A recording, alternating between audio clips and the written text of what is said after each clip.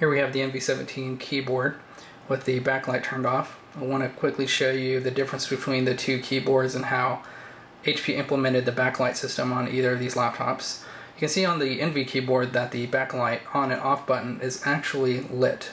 It stays on at all times, so that way if you're in the dark you can find the button to turn the keyboard on. I think that's a pretty nice feature. So let's turn it on. And you can see on the NV17 that it turns on and off in a sequence, and not just on and off directly.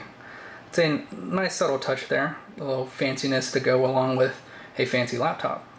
And you can also see that the keys themselves are very bright. Even when you're in a well-lit setting, you're not going to have any trouble seeing the backlight on the keys.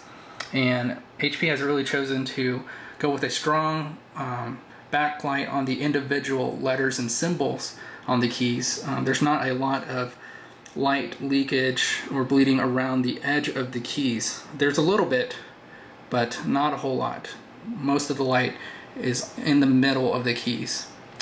And so it'll come down to personal preference whether or not you like this implementation versus the DV7. So moving on over to the DV7. It also has the exact same button to turn the keyboard backlight on and off, but it's not backlit. So if you forget to turn it on and you're in a dark setting, you're going to have to hunt for it a little bit. And once you hit the key, it just turns it on and off directly. It doesn't have that fancy sequence that the NV17 does. And here you can also see the difference in terms of how HP decided to light up the keyboard.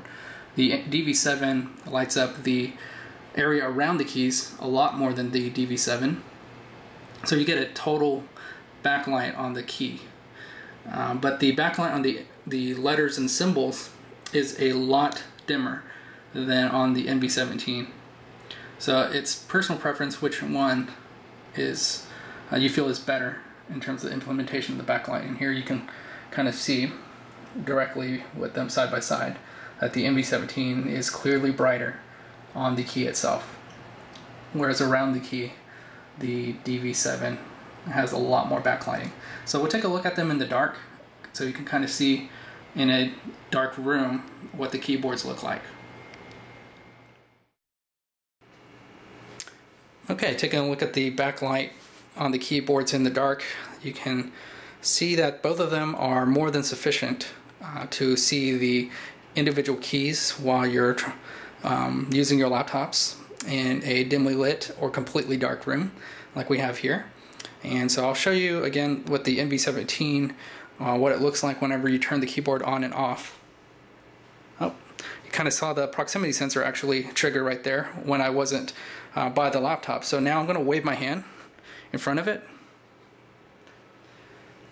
and you can see that it turns on. So I think the proximity sensor actually works using an infrared sensor, since it works completely in the dark. So that's pretty neat. And you can see between the two laptops the difference between the backlighting.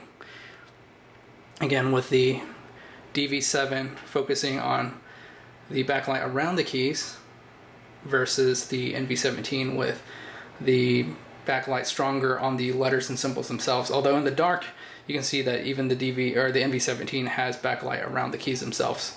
So you can kind of decide for yourself which one is a better implementation, although I'm guessing that neither of these keyboards are going to be a make or break decision for you when it comes to a comparison between these two laptops. So next up we're going to take a look at the port selection on these laptops and kind of look at the difference there.